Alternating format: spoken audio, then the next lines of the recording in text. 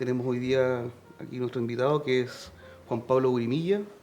Él es profesor de castellano y también es poeta y nos viene hoy día a presentar su nueva obra, ¿no es cierto?, que fue editado en Estados Unidos, que ha sido también traducida al inglés. Y queremos comenzar un poco conversando un poco de cómo ha sido su historia de Juan Pablo, en cierta forma, de su historia literaria también, algunos pasajes tal vez de su vida también con respecto a lo que hemos visto también en esta idea de la reconstrucción histórica, la reconstrucción de la memoria, también de los pueblos originarios, en este caso el pueblo huilliche.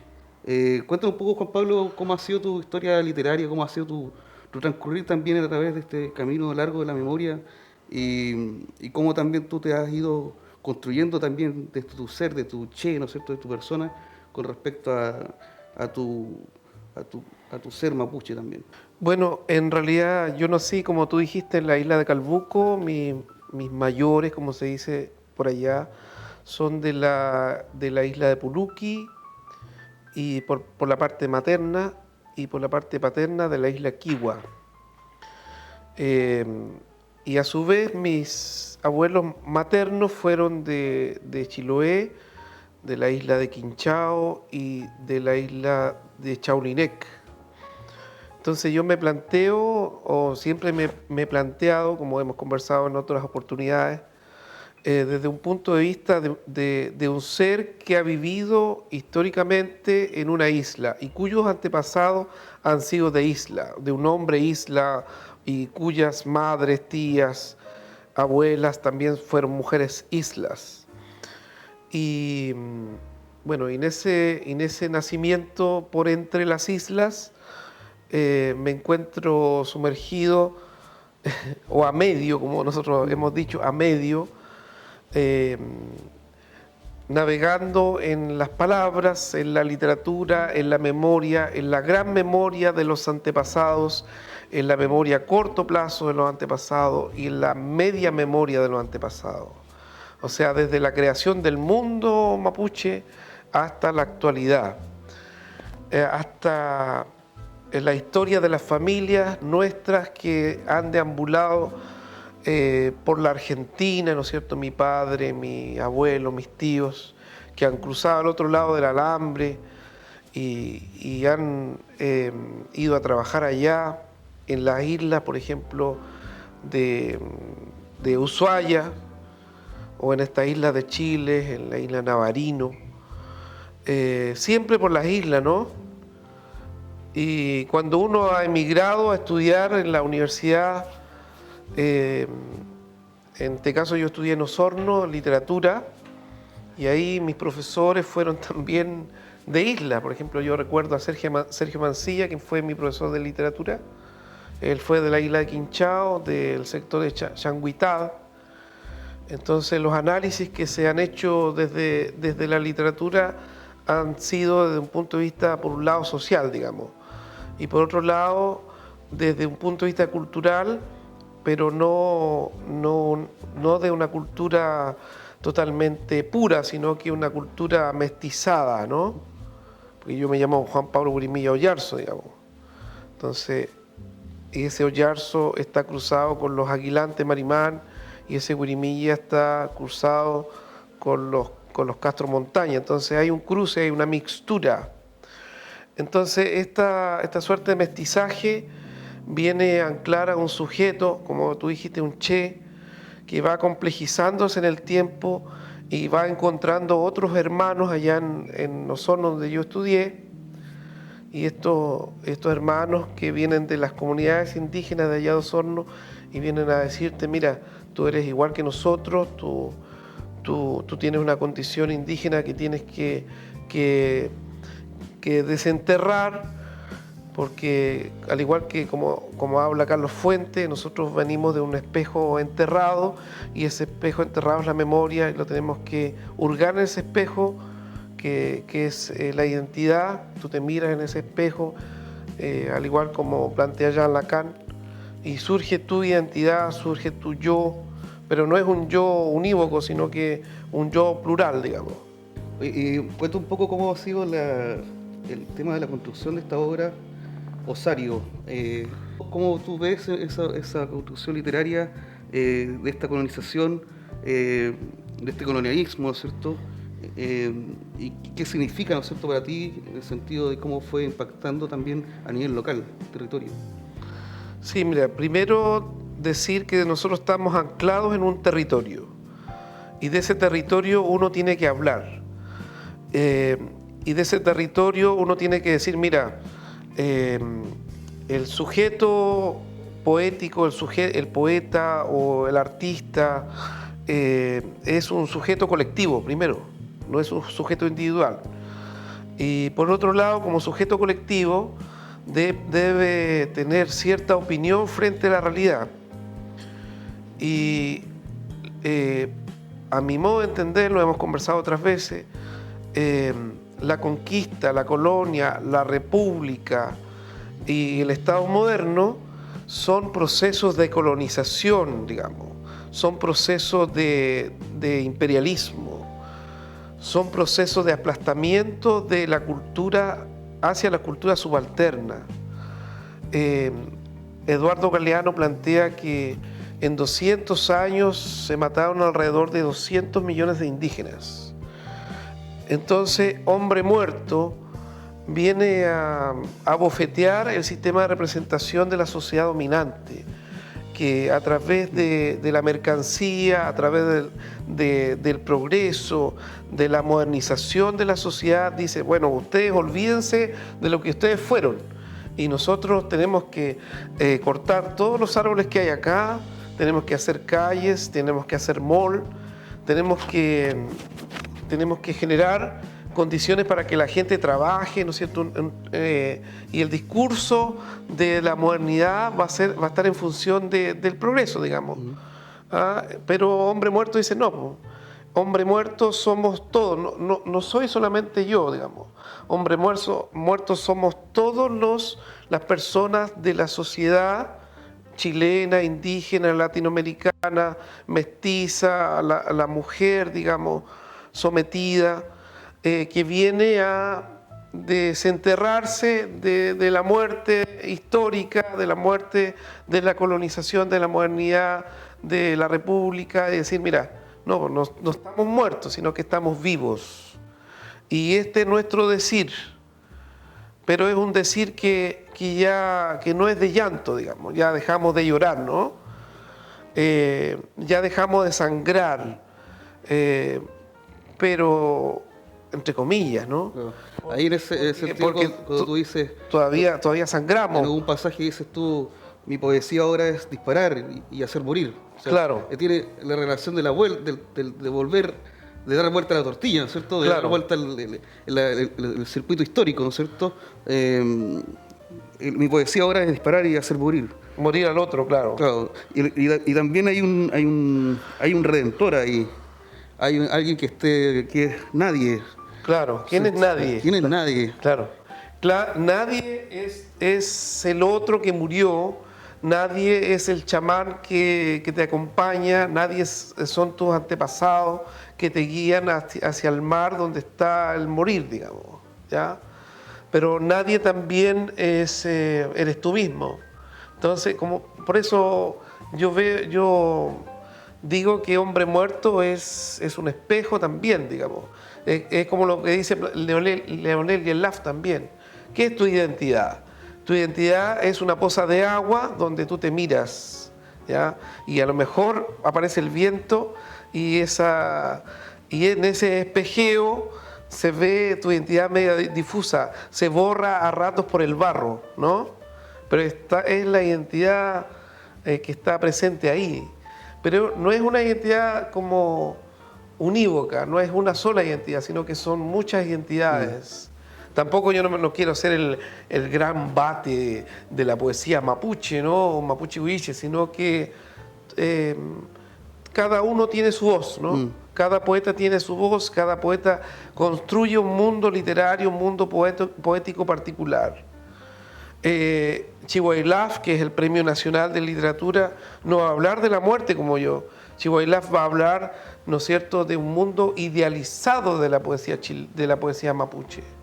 Yo no puedo hablar de un mundo idealizado porque nuestra gente que vive en las zonas rurales también viene a la ciudad, hace la cola para pagarse en el INP, se coloca su mejor ropa, su mejor terno, a lo mejor anda con su manta en el brazo, en el hombro, para la lluvia, pero no anda todo el día enmantado. Claro, entonces también hay que generar un discurso de descolonización, no solamente hacia la cultura dominante, sino que también hacia la cultura dominada de nuestra gente. Preguntarse a cada rato, bueno, ¿ese ropaje es auténtico o es una pose también de la modernidad? Hay una relación, una vinculación, ¿no es cierto?, de la gente principalmente con lo que es el Lafken, ¿no es cierto?, el mar. Una relación histórica, una vinculación histórica con el mar. ¿Cómo tú lo plasmas eso también en tu poesía, en el sentido de este tránsito, ¿no es cierto?, de cómo tú te atraviesas el río, ¿no es cierto?, y puedes llegar también, tu espíritu puede llegar al mar, pero también puede llegar no solamente tu espíritu, sino también tú en vida también. Claro.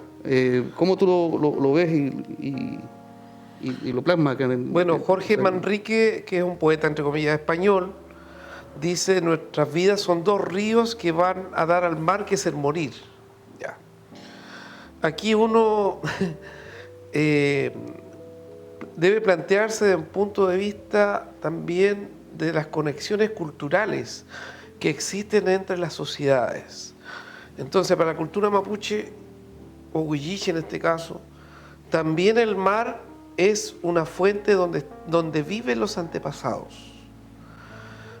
Entonces muere la gente y su espíritu sale y viaja por un río hasta llegar al mar.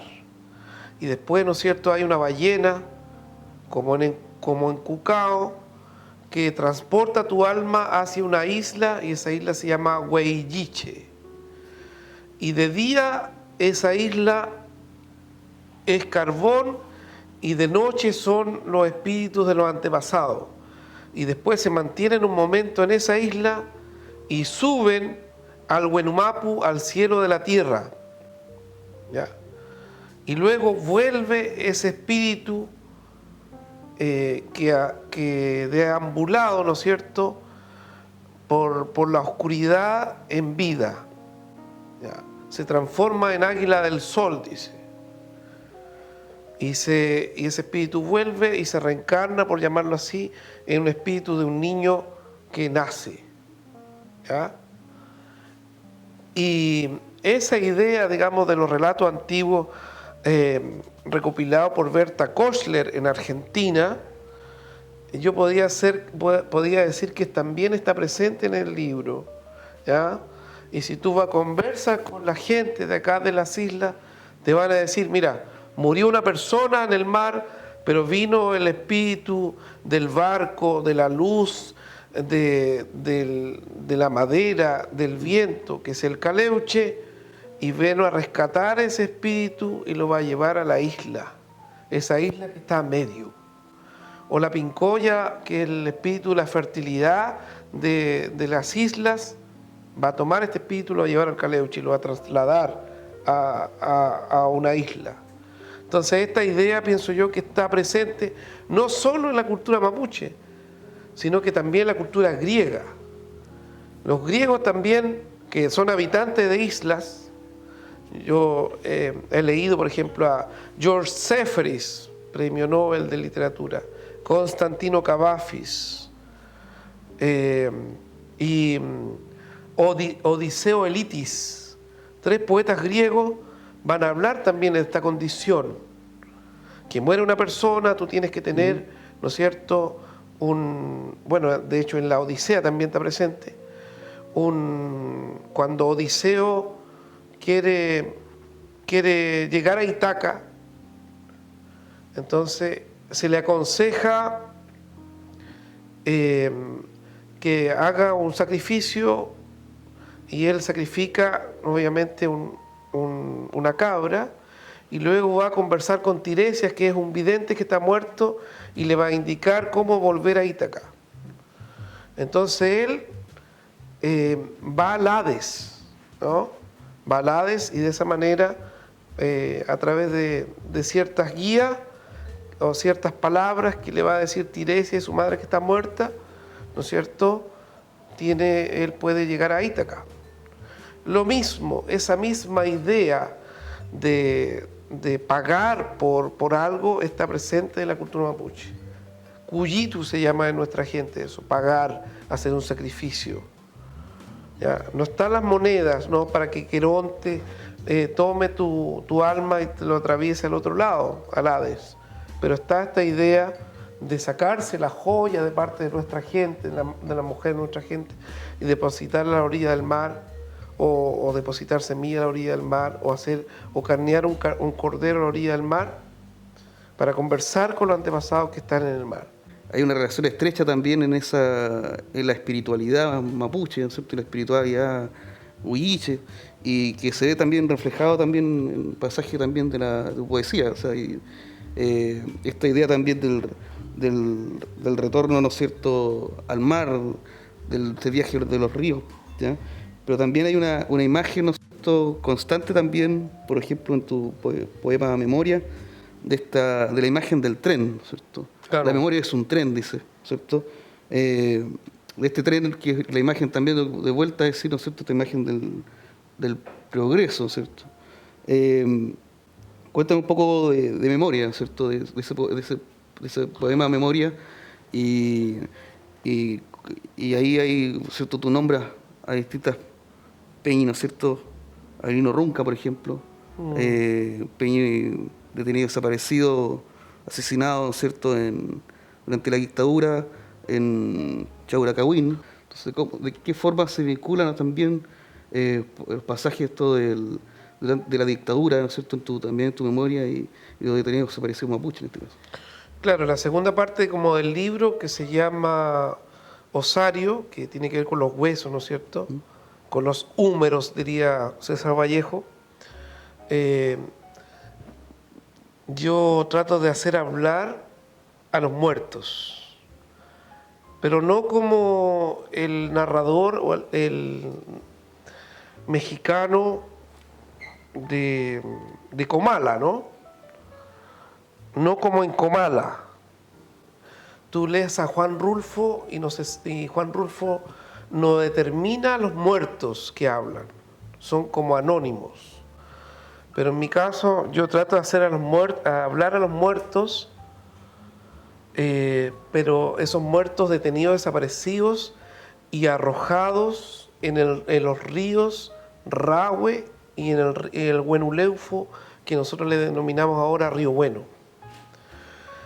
Y ahí aparece nuestra gente, digamos. Entonces a mí me tocó, en estos 12 años que yo viví en Osorno, visitar las comunidades de San Pablo, por donde vive Ervin Aguas de Humacán, Javier Aguas de Humacán, la Emma Aguas de Humacán, donde viven los Nullao, entre paréntesis, la diputada. Y ahí, a través de la conversación con la gente, donde viven los Emilmaki, por ejemplo, yo escuchaba del toro encantado que aparecía, por ejemplo, en el río, que era un Ñenmapu, que era un ser protector de la naturaleza. Y escuchaba de Caicay y Trentren, que un cerro le denominaban Caicay y otro cerro Trentren. Y como que la vuelta del cerro, como el río era la serpiente. Es como acá en Tenglo, que Trentenglo sería el Trentren, la serpiente de la tierra, y Caicay sería como el canal de Tenglo, ¿no? Esa idea de Trentren está presente a cada momento en todo el territorio. Y a medida que uno va navegando del río Bueno hacia la barra, donde está el mar, ahí la gente empieza a conversar de la gente del cementerio. Mire, aquí fueron enterrados la gente que fue arrojada más arriba, ¿no? A lo mejor en Rahue. La gente que fue violentada políticamente, ¿no es cierto?, por pensar diferente, lo hicieron desaparecer y sus cuerpos fueron navegando hacia el mar, perdón, hacia el río, del río Rahue hacia el río Bueno, del río Peinmaiquén, ¿no es cierto?, hacia el río Bueno. Y los mismos Peñi tomaban esos cuerpos y lo iban enterrando cerca de la barra del río Bueno. Entonces esa imagen me quedó, digamos, grabada a mí, a través de la conversación de nuestra gente. Y yo quise tratar de que los muertos, de los detenidos desaparecidos en la dictadura militar de este país pudieran hablar en el poemario. El poemario en realidad se terminó de escribir ahora, como en el 2020, pero el manuscrito comenzó a escribirse en el 2006 y andaban por ahí circulando hasta que Amado Lázcar, que es un poeta de Valparaíso, que es profesor de la Universidad de Ohio, dijo: oye, podemos traducir tu poemario al inglés porque es significativo para la memoria no solamente de los mapuches, huiches, sino que también para la gran memoria nacional.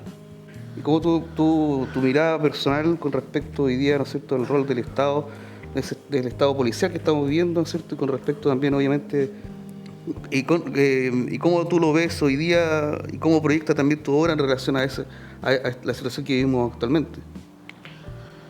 Mira, hay una palabra que se llama Estado policial, que tú lo dijiste ahí explícitamente. Bueno, el gobierno de ahora se representa a sí mismo como un Estado policial.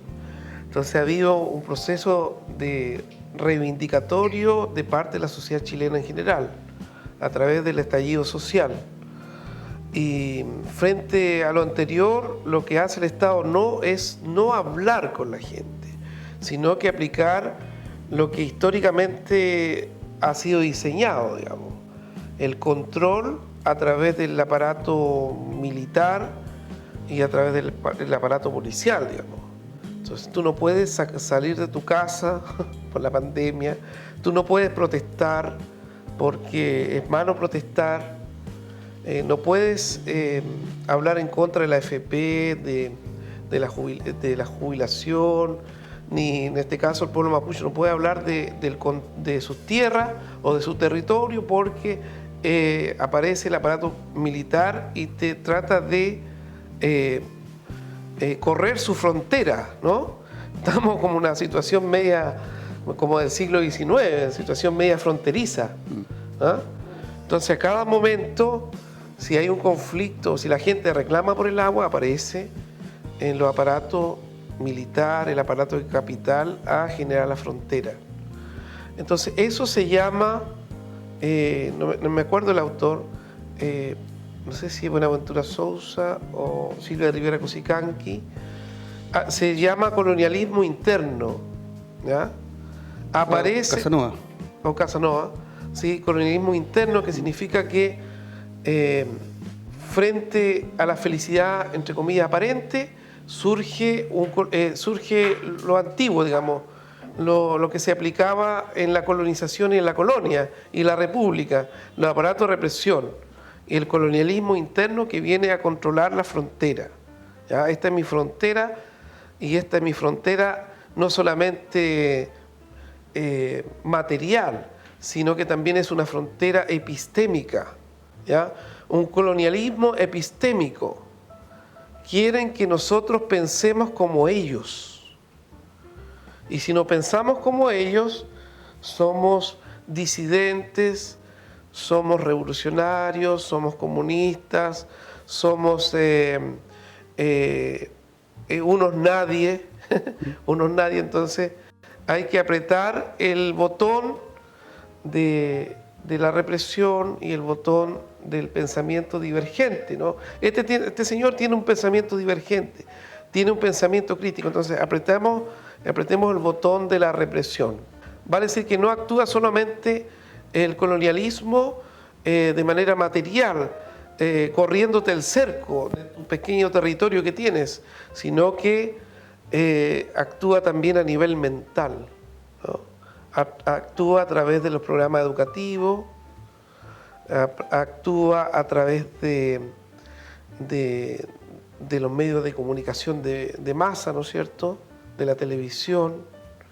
Este es nuestro decir, esta es nuestra memoria, este es nuestro sistema cognitivo, ¿ya? Y ustedes, que son el otro, tienen que respetar.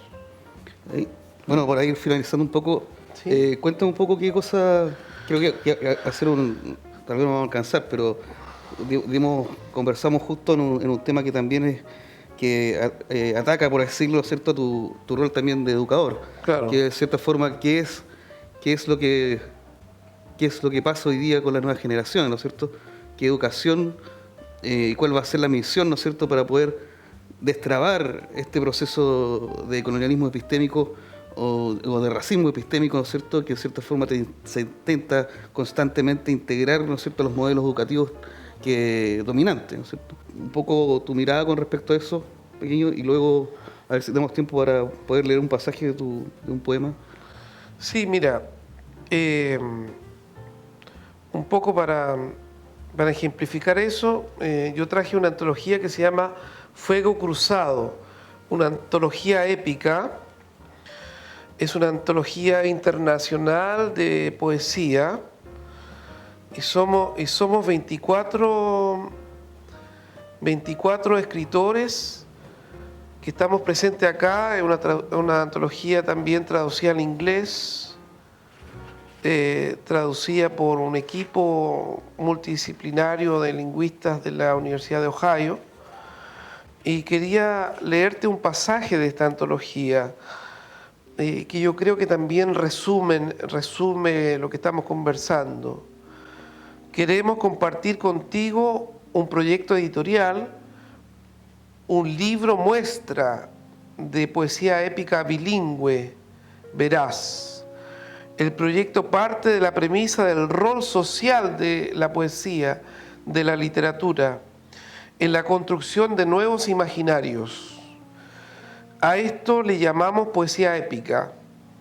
Es épica porque hace falta imaginar nuevas formas de vida, reivindicar otras narrativas y ensalzar realidades alternativas a las versiones de la posmodernidad. Épica porque reconocemos el lugar de la subjetividad sin olvidar la totalidad. Épica porque es el primer envase de la poesía. Épica porque no es panfletaria. Épica porque es crítica. Épica en suma porque queremos construir una cabaña común. Entonces yo creo que las últimas dos palabras, cabaña común, es una cabaña diversa, pluralista, una cabaña de múltiples voces, donde estamos presentes todos. Entonces, igual que como el movimiento social, también el movimiento social tiene algo que decir. Son múltiples realidades. Es una cabaña común donde está presente el género, está gente luchando por el agua, en contra de la AFP, en contra del extractivismo. Entonces, tenemos una cabaña común, pero una cabaña común de múltiples realidades. Eso quería decir, digamos, para finalizar esta idea. Y parece que me has pedido leer algo. Sí. Ya. De Hombre Muerto, del libro Osario, dice: Hombre muerto, es preferible no viajar con un hombre muerto. Henry Michaud, que es un poeta del Holocausto.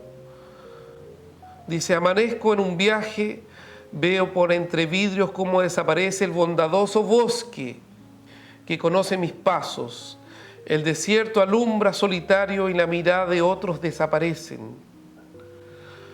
Al cruzar el túnel del infierno, vaqueros disparan al ciervo y al a hombres montados a caballo. Se detiene el tren a carbón. Yo vuelvo a la aldea más mortuoria de todas, en que se construyen ataúdes por doquier, como ahora. Pendencieros sospechan de mí, un caballo alazán levanta sus pisaderas. Alguien me apunta con un Winchester modelo 1866. Fantasmas me señalan sin decir mi nombre. Pido lo amargo del ser. Rehuyo de los taberneros. Cojo una florista de papel, iluminada por un candil, Nico. Su mirada me devuelve a lo oscuro y a la luz. Disparo al otro en nuestros dos corazones. Su sangre júntase con la mía. Yo gatillo la palabra realidad para morir este espectro. Una fugaz estrella alumbra mi huida, con nadie mi redentor, quien me habla con el lenguaje de lo invisible. Bien, muchas gracias a todos, Juan Pablo. Gracias a ti, Ramón, por la presentación. Tu trabajo, por tu obra, que revitaliza, obviamente, yo creo que da un nuevo aire, ¿cierto?, a la literatura también, ¿cierto?, de este territorio, que es tan necesario en el mundo de hoy. Gracias, querido. Gracias.